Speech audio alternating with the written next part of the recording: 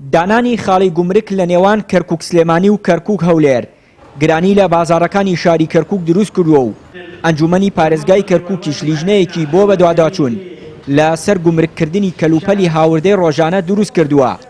هاوڵاتیان و کاسبکارانی بازاڕی کەرکووک نیگەرانن کە بەهۆی ئەو خاڵە گومرکیانەوە پێداویستی ڕۆژانەی هاوڵاتیان نرخی 2 تا 3 هێندە زیادی کردووە. براکەم هەموو دە تشتێ گرام بووە لە بازار. تەماتە دەزاران بە 250 بوو ئیستا بە 700 دینارە. یعنی کیلۆی 100 دینار دەدێتە سەری لەو گومرکە. کولی کیلۆیە 100 دینار. ئیتر لە بازارەکە زەوای بینن هەموو تشتەکان گرانە و عاشیاکەمە و گومرک گرێ لە حدود بێت. نا لە پاڵی سلێمانی لێرە 1 کیلۆ پەتاتە بە 150 دینار بوو ئیستا بۆتە 750 دینار. فەقیر فەقرا لە چۆ بێنێ؟ گەری ئەمە حکومەت گەری ئاگاداری بێ. تەماتە کیلۆی 850 بە جوملەیەتی ئەوە تا ئەلێرە ئەوە تا بپرسم بزانن. باشە ئەم فەقیر فەقرای لە چۆ بێنێتی؟ کارەگەری زۆرەیە لەسەر چیە لەسەر فەقیر. هیچ ئەوانەی جوملە چین و تاجرن ئەوانە زەرەر ناکەن. ئەم گومرەکە ئەوەی کە تاجرەی کە ڕسقی بۆ دێ گومرکێکەکەن چلۆی ئەگەر 100 دینار بێت 200 دینار گومرکیکەن ئەم هەڵەسێ چیەکە لە ملەت دەرێکە. تاجر زەرەری نییە ئەو حکومەتی زەرەر ناکات دایناوەتیا دێ فەقیرەکەی تێکەوتووە زەرری فەقیرە بەس.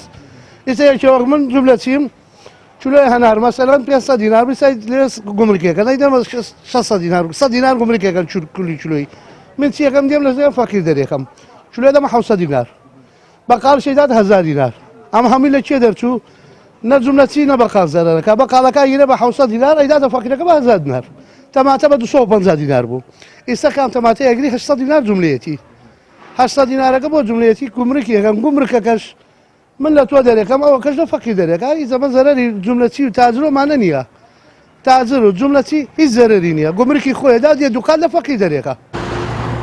لەلایەکی دیکەوە دەستەی دەستپاکی لە کەرکووک دەستگیرکردنی چەند فەرمانبەرێک و بازرگانێکی لە خاڵی گومرکی نێوان کەرکووک سلێمانی بەهۆی وەرگرتنی بەرتیلەوە ئاشکرا کرد. سەرۆکی لیژنەی دەستپاکی لە ئەنجومەنی پارێزگای کەرکووک هۆکاری دەستگیرکردنی ئەو کەسانە ئاشکرا دەکات و دانانی خاڵی گومرکیش لە شارەکە بە زیان بۆ هاوڵاتیان دەزانێت. الحەمدولله کە هەیئەت نەزاهەیش علمی بووە کە یەک موضوع هەیە لەولە مثلا یەک تاجر ئاڵتون هاوردیەتی مثلا ئەلێ ئەوە بەردە فەرق گمارگ هەیە لە ناو گومرگ مۆزەف هەیە 3 مۆزەف لەگەڵێتی تەنسیقیان کردووە طبعا ئەوە بە بەلاشی نابێ چ شتێکی گران گومرگ زۆرە بێ کردیان هەرزان گومرگ فەرق الگومرگ نیوەی ئەو پارەیە ئەیدەن بۆ ئەوانە بالتەکید ئێنجا دەستگیریان کردیانە هەم ئەوانە هەم سایقلوری ئێستا تحقیق لەگەڵیان لە قەضا توقیف بووینە.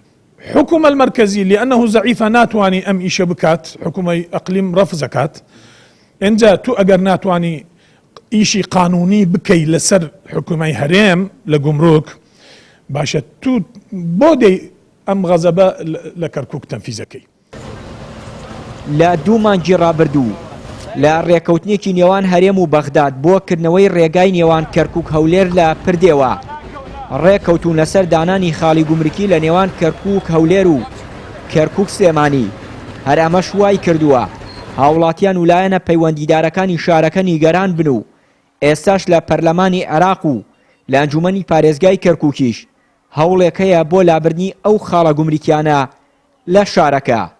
چیانوری کەناڵی ئاسمانی پەیام کەرکووک.